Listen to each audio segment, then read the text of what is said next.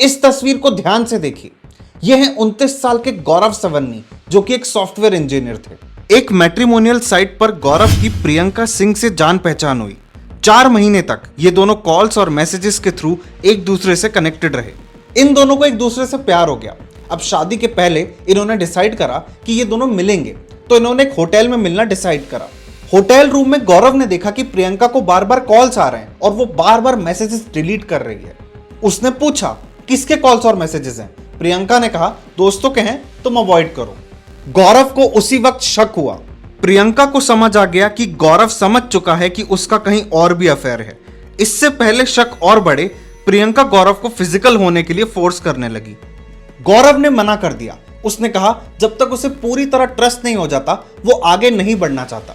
प्रियंका समझ गई कि गौरव को शक हो चुका है और हो सकता है वो शादी से मना कर दे। प्रियंका ने उसको कहा अगर तूने मुझसे शादी करने से मना करा तो तेरे ऊपर का झूठा केस लगा दूंगी। गौरव तुरंत रूम से बाहर आया और उसने पुलिस को फोन करा। यह देखकर प्रियंका ने भी पुलिस को फोन कर दिया और पुलिस के आते ही प्रियंका ने कहा इस लड़के ने मेरा करा है।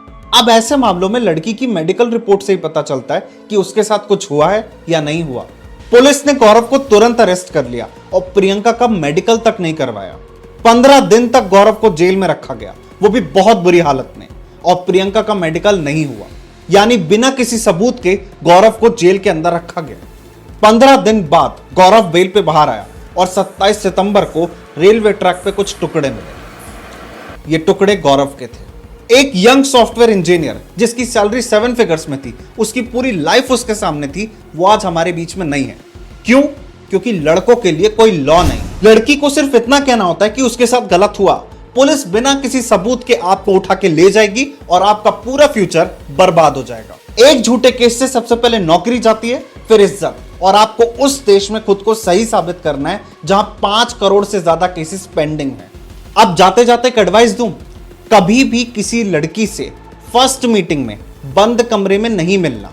ऐसी जगह पे मिलना जहां पे सीसीटीवी कैमरे हों, कोई तो हो जो तुम्हारी गवाही दे सके, क्योंकि तुम तो कपड़े फाड़ कर भी खुद को सही साबित नहीं कर पाओगे भाई।